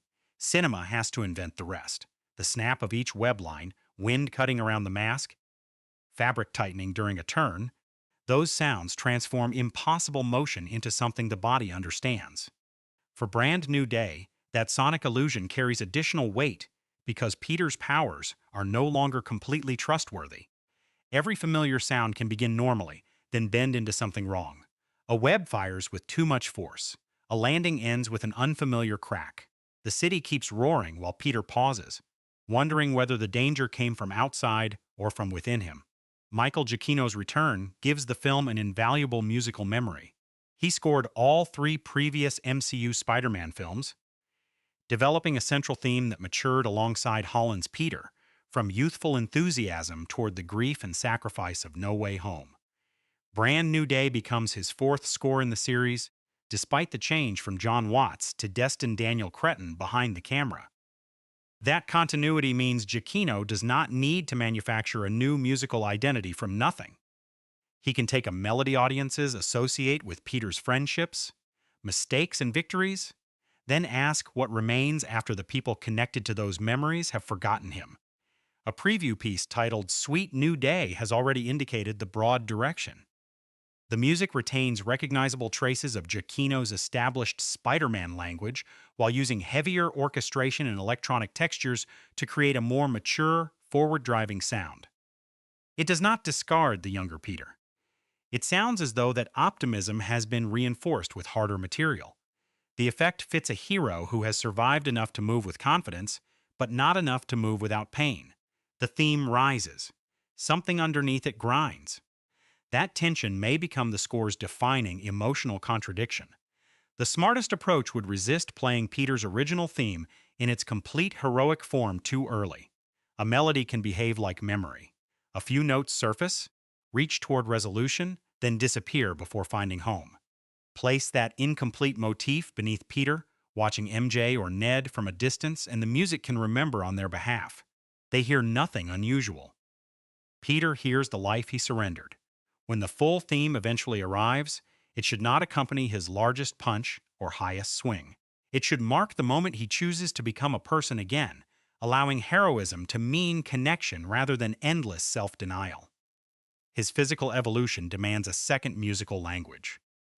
The official premise describes the transformation as something that threatens Peter's existence, which gives Giacchino room to corrupt the familiar theme from inside, rather than attaching a simple villain motif to it. Strings could climb beyond comfortable pitch. Electronic pulses could interrupt the orchestra like signals from an invading nervous system. A familiar brass phrase might return in altered harmony, close enough to recognize but wrong enough to unsettle. Peter would still sound like Spider-Man, just not entirely. The most frightening musical choice would be making the threat feel inseparable from the hero's own melody. Frank Castle should alter the soundscape through subtraction. Punisher action does not need soaring orchestration. It needs mechanisms, magazine clicks, boots against concrete, distant sirens, and the brutally compressed impact of firearms inside enclosed spaces. Spider-Man's action traditionally feels elastic. Frank's feels terminal. When they occupy one sequence, their sounds can argue before their dialogue does. Peter's webs stretch and redirect force. Frank's weapons send force directly through whatever stands ahead. One improvises, one executes. The contrast turns sound design into moral characterization. Bruce Banner introduces another possibility: sonic restraint built around anticipated eruption. The Hulk does not need to appear for his presence to be felt. A room can quiet whenever Banner loses control of his breathing. Low frequencies can emerge beneath ordinary conversation, barely audible but physically sensed through theater speakers. That is where modern sound mixing becomes psychological.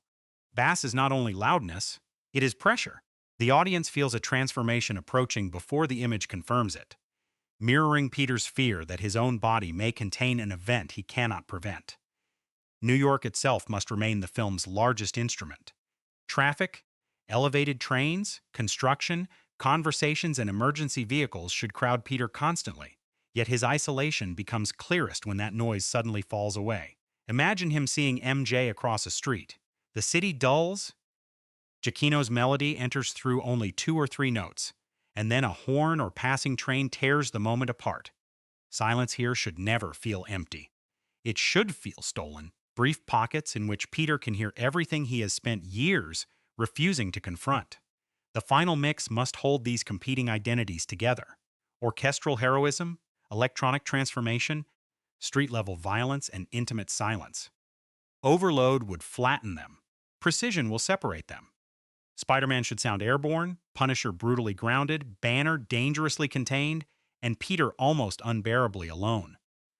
Giacchino's theme supplies the emotional history, but the surrounding sound design determines whether that history feels comforting or haunted. And building that layered audio world required more than composition. It depended on location recording, stunt coordination, visual effects timing, and a production forced to combine public street work with the secrecy of one of Marvel's most closely watched sequels, the human and logistical struggle waiting behind every finished frame. The most sobering moment in the production of Spider-Man. Brand New Day arrived on September 19, 2025, when Tom Holland suffered a mild concussion while filming and production temporarily stopped. For a movie designed to make Spider-Man's action feel physical again, the incident exposed the uncomfortable reality beneath that ambition. Superhero movies may finish their images with digital doubles, computer-generated environments, and invisible safety systems, but human bodies still absorb the risk. Holland was treated and given time to recover, with filming paused because the production could not simply work around its leading actor. The interruption lasted roughly a week and was not expected to alter the July 31, 2026 release date. Months before that setback, the production had already committed itself to a more exposed style of filmmaking. Holland described Brand New Day as a return to old-school location work after COVID restrictions forced much of No Way Home onto controlled stages. Principal photography began in Scotland in early August 2025, with Glasgow streets transformed into sections of New York. That choice immediately changed the atmosphere surrounding the movie. Instead of hiding Spider-Man's return behind studio walls, the filmmakers launched it in public, with crowds watching stunt performers, armored vehicles, and practical action unfold across real city blocks. The secrecy remained. The filmmaking itself became visible. Glasgow provided more than architecture. It supplied unpredictability, weather shifts, reflections change, crowds gather behind barriers.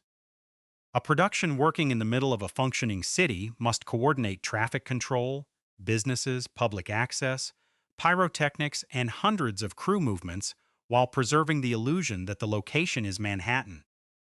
The released behind-the-scenes material confirms that the opening action sequence was photographed on actual streets, with Holland describing the experience as a return to the spirit of homecoming. That comparison matters. The first Holland film felt energetic, partly because Peter occupied recognizable neighborhoods rather than a permanently expanding digital battlefield. Brand New Day appears determined to recover some of that texture. The stunt philosophy reinforces that intention. Members of the Jackie Chan stunt team, who previously collaborated with Destin Daniel Cretton on Shang-Chi and the Legend of the Ten Rings, worked on the film's action. Jackie Chan himself visited the London production and explained that Cretton was excited to see him because the director was already working closely with Chan's team. Their approach traditionally treats action as a chain of readable physical decisions rather than a cloud of movement. The audience sees the setup, understands the danger, and feels the impact. For Spider-Man, that could mean fights built around environmental improvisation, webs, walls, vehicles, and momentum, rather than characters exchanging anonymous digital blows. Holland is unusually suited to that method. His background in gymnastics and dance allows him to contribute a recognizable rhythm even when a stunt double or digital element completes the movement. Yet Brand New Day also demonstrates why enthusiasm needs boundaries. His September concussion was a genuine production disruption, not a colorful anecdote to romanticize. After receiving medical care, Holland indicated that he was recovering, and filming resumed once the production had reassessed its schedule. The best result would be action that feels dangerous, without requiring its performers to be endangered. Spectacle only looks effortless because planning, rehearsal, and safety coordination work to conceal the labor beneath it. That labor continued across studio and location environments in England after the Glasgow work. Pinewood Studios provided the controlled space needed for interiors, effects-heavy sequences, and action elements impossible to manage safely on public roads. The production therefore operated through a deliberate contrast, tangible urban exteriors paired with soundstage work built for precision. This is not a battle between practical filmmaking and visual effects. Modern Spider-Man movies require both. The real craft lies in deciding where one should surrender to the other. A physical vehicle gives actors something to strike and climb. Digital extension can then enlarge the danger without removing the contact that makes it believable. John Bernthal's involvement added another continuity problem behind the scenes. Frank Castle had to feel consistent with the Punisher audiences already knew, even while entering the faster, more elastic world of a Spider-Man film. Bernthal emphasized that preserving the character's identity mattered to him, Holland and Cretton.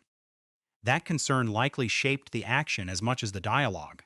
Punisher violence cannot suddenly become harmless superhero choreography simply because Spider-Man stands nearby.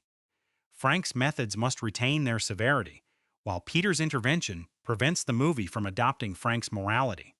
Coordinating those two physical languages, one direct and lethal, the other improvisational and protective, requires stunt design that understands character rather than merely impact. Cretton's production style appears to have depended heavily on trust. He entered the project after Holland had played Spider-Man under multiple directors and across several enormous productions. Yet the actor was also more creatively involved than before. Cretton reportedly encouraged Holland and Bernthal to improvise their argumentative dynamic, allowing their real friendship to produce the feeling of two combative brothers. That flexibility is revealing. A tightly controlled blockbuster can still create room for actors to discover behavior, provided the director knows which parts of the machinery must remain fixed and which can breathe. The explosions may require exact timing. The human friction between them does not. Filming finally wrapped on December 19, 2025, more than 4 months after the production began in Scotland. Cretton called it the largest and most rewarding filmmaking experience of his career, thanking the crew and praising Holland's fearlessness, work ethic, and leadership. Holland, in turn, described the shoot as an exceptionally fulfilling creative experience. Those comments do not guarantee a successful finished film. Wrap Day emotion has never been a reliable review, but they point toward a production whose central relationship held together through public scrutiny. Complex location work and an unexpected shutdown. That matters when the director is inheriting one of modern cinema's most closely watched characters. The production story of Brand New Day is therefore less about one miraculous improvisation or a disastrous behind-the-scenes feud than about restoring physicality to a franchise increasingly associated with digital scale. Real streets, carefully designed collisions, an injury that reminded everyone of the cost, a recovery that allowed the work to continue. By December, Cretton and Holland had completed the raw material. The next test would be commercial rather than physical. Could a more isolated, street-focused Spider-Man generate financial expectations comparable to the multiversal phenomenon that came before it? The most important box office number attached to Spider-Man, Brand New Day, is currently 0. Not because interest is weak, but because the film does not begin its wide domestic release until July 31, 2026, with several international markets opening from July 29. Any worldwide total, profitability claim, or victory celebration published before then is prediction dressed as history. The film has sold tickets and generated tracking data, but it has not earned an opening weekend. That distinction matters. Hype measures intention. Box office measures whether intention survived reviews, schedules, ticket prices, and the simple decision to leave home. The expectations are enormous. Box Office Pro's July 10 forecast placed the domestic opening between $230 million and $250 million, potentially making it the biggest opening of 2026. Its tracking panel reported strong initial pre-sales and upward momentum, while still expecting the film to land below the extraordinary $260.1 million debut of No Way Home. Even the lower end of that forecast would place Brand New Day far above the openings of Homecoming, which began with $117 million, and Far From Home, whose unusual Tuesday release produced a $92.5 million traditional weekend. That is not normal sequel growth. That is event film territory. But comparisons with No Way Home can become unfair almost instantly. That film united Tom Holland, Tobey Maguire, and Andrew Garfield while bringing back villains from several generations of Spider-Man movies. It was not marketed merely as the conclusion of one trilogy. It became a theatrical reunion spanning nearly 20 years of audience memory, eventually reaching approximately $1.92 billion worldwide. Brand New Day is selling something less obviously explosive, the continuation of Holland's Peter after everyone forgot him. One film promised multiversal recognition. The other promises emotional reconstruction. Matching the earlier phenomenon would be remarkable. Failing to match it would not automatically mean failure. The more useful comparison may be the Holland series before that multiversal surge. Homecoming finished with roughly $879 million worldwide, while Far From Home climbed to approximately $1.13 billion. Those films proved that Holland's Spider-Man could operate as a global theatrical attraction without requiring 3 cinematic Spider-Men in the same frame. Brand New Day now tests whether the audience's attachment to this specific Peter has strengthened enough to support a massive opening built around consequence rather than reunion. The trailers may feature Hulk, Punisher, and returning villains, but Holland's wounded version of Peter remains the commercial product at the center.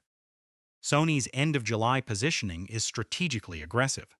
Instead of opening near the beginning of the month like Homecoming and Far From Home, the film arrives as the final giant release of the summer corridor, giving it the comparatively quieter weeks of August in which to hold screens and encourage repeat viewing. Box Office Pro compared that opportunity to Deadpool and Wolverine, which opened with $211. $4 million domestically in late July 2024 and finished with $636.7 million in North America. The opening gets the headline. August endurance creates the larger story. That endurance will depend heavily on audience response. A front-loaded debut driven by fans can still collapse if casual viewers hear that the movie is confusing, emotionally hollow, or overloaded with franchise setup. The reported 150-minute running time creates another commercial tension. A longer movie can feel substantial and encourage event-level anticipation, but it also gives theaters fewer opportunities to schedule each auditorium during a day. The length will become an asset only if audiences feel those 2.5 hours move. If the story drags, every minute becomes visible. The production budget has not been publicly confirmed through the financial databases available before release, making any precise break-even declaration premature. Marketing costs, exhibitor shares, and international revenue splits further complicate the easy internet formula that simply doubles a reported budget.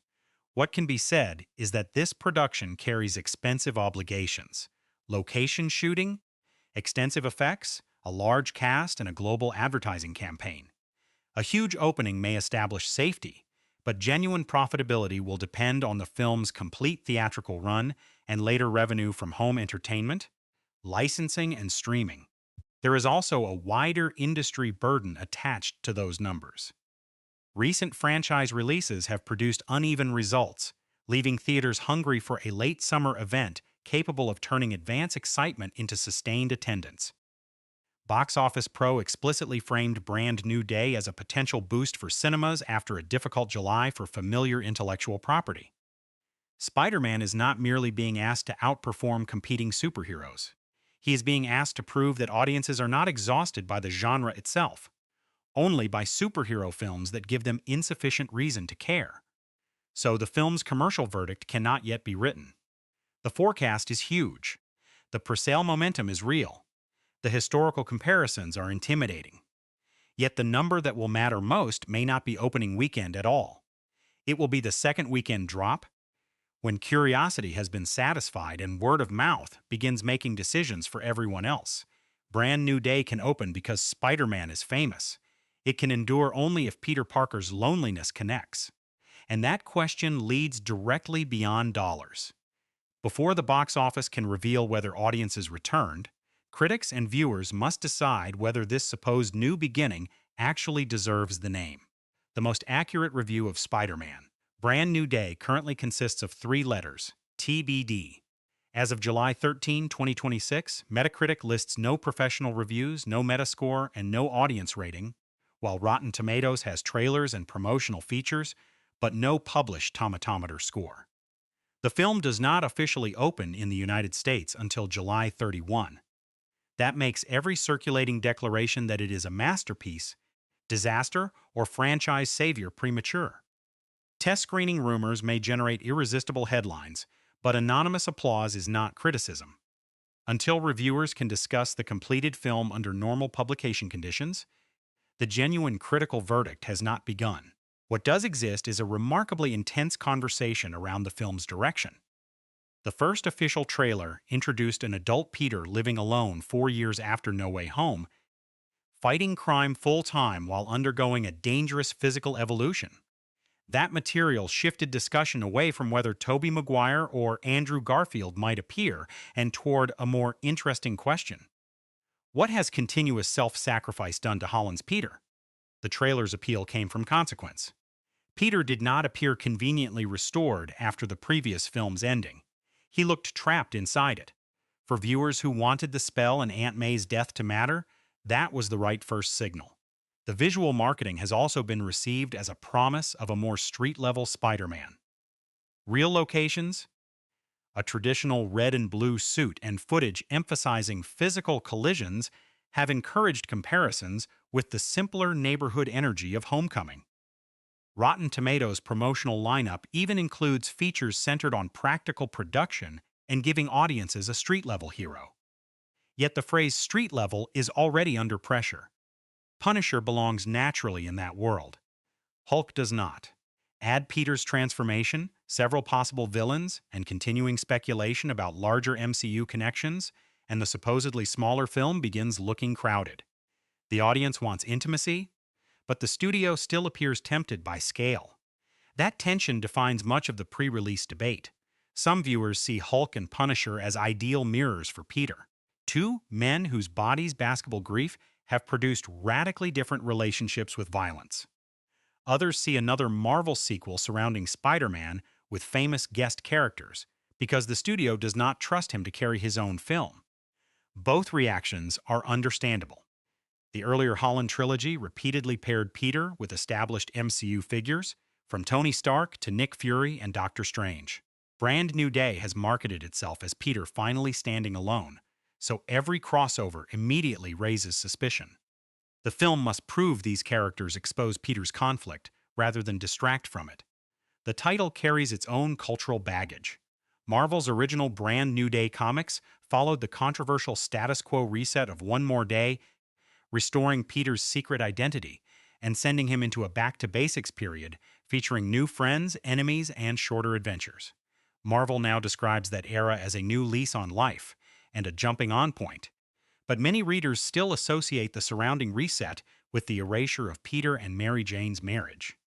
The movie is not advertised as a direct adaptation, yet the title naturally alarms fans who fear another reversal of character development. After No Way Home removed Peter from MJ's memory, the parallel is impossible to ignore. Then there is Sadie Sink's unidentified role, which has turned the marketing campaign into an uncontrolled theory generator. Speculation has connected her to mutants, Jean Grey, and several Spider-Man characters, while the trailer's emphasis on Peter's changing biology has intensified discussion about whether the film is quietly preparing the MCU's mutant future. None of those interpretations should be treated as confirmed. Still, they demonstrate Marvel marketing's favorite cultural trick: conceal one name and let the audience perform months of free publicity. The risk is that viewers may become more invested in solving the casting puzzle than understanding the character once she appears. The second trailer and ticket launch accelerated that speculation rather than closing it.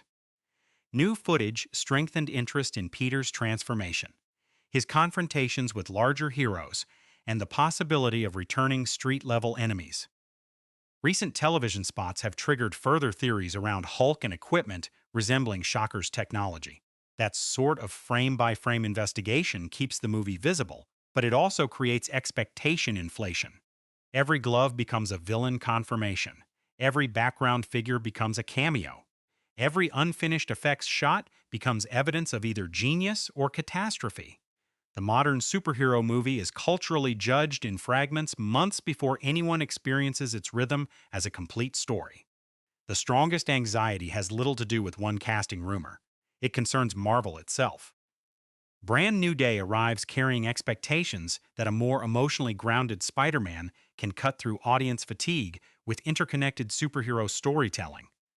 Viewers do not appear tired of Peter Parker. The enormous anticipation suggests the opposite. They are tired of stories that feel like advertisements for future stories. This film must end with emotional consequence, not merely a doorway into the next crossover. A reference to the wider universe can enrich Peter's isolation. A finale designed primarily to arrange another franchise event would shrink him inside his own rebirth. So the pre-release reception is hopeful, suspicious, and deeply protective. Audiences like the classical suit, the lonely Peter, and the promise of tangible New York action. They are intrigued by Punisher, unsettled by the transformation, and fascinated by the hidden roles. But enthusiasm comes with conditions. Do not erase No Way Home. Do not replace emotion with cameos. Do not call the story street level and then bury it beneath universe management. The trailers have successfully convinced people that Peter Parker matters again. The film must now prove that its creators believe the same thing. Only after July 31 will scores, reviews, and audience debates give that anticipation a measurable shape. Until then, Brand New Day exists as possibility. Perhaps the beginning of Holland's richest Spider-Man era. Perhaps another overfilled Marvel junction. The final judgment must wait. The deeper thematic question cannot. After sacrificing his place in everyone else's life, can Peter Parker build a new identity without repeating the same cycle of loneliness? Peter Parker has spent most of his cinematic life learning that power creates responsibility. Brand New Day appears ready to ask the more difficult question: when does responsibility become self-destruction?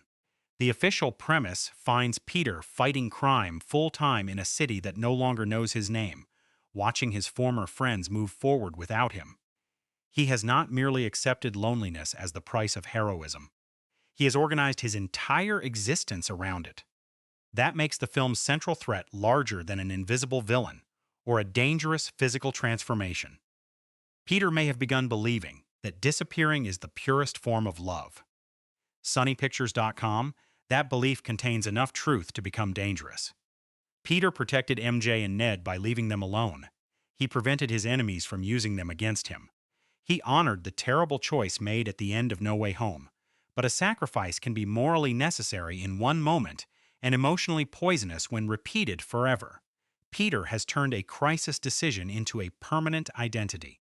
Every night spent behind the mask confirms the same conclusion. Spider-Man deserves to exist. Peter Parker does not. This is where the movie could move beyond familiar superhero psychology. The hero's problem is not that he fears responsibility. He may love responsibility because it gives his pain somewhere respectable to hide. The title sharpens that contradiction. Marvel's comic book Brand New Day era restored Spider-Man's secret identity and pushed Peter toward a back-to-basics life involving new friends, new enemies, and familiar faces. It was promoted as a fresh jumping-on point, but it emerged from One More Day, the deeply controversial story in which Peter and Mary Jane's marriage was erased from continuity. The movie is not advertised as a direct adaptation, yet the thematic resemblance is unavoidable. Peter's public identity has been erased. His romantic history has been severed, and the narrative promises renewal through loss. That creates the film's most important moral test. Will it treat erasure as liberation, or will it confront the cruelty buried inside the reset? Peter should not receive his old life back simply because audiences miss it. That would cheapen his sacrifice. But the story must also reject the idea that suffering automatically makes him noble. Pain is not character development by itself. The growth comes from what Peter chooses after pain. Whether he risks telling the truth, allows another person to help him, or accepts that protecting people does not require deciding their lives for them forever. MJ embodies that dilemma. Peter remembers a complete relationship she never experienced. He may believe staying away respects her freedom, yet he is still making the decision alone. The tragic beauty of their situation lies in the conflict between memory and consent. His love is genuine. Her ignorance is genuine too. Brand New Day must resist turning MJ into a prize waiting for Peter to restore the correct timeline. She needs the right to become someone outside his memory of her. Love in this story should not mean recovering possession of the past.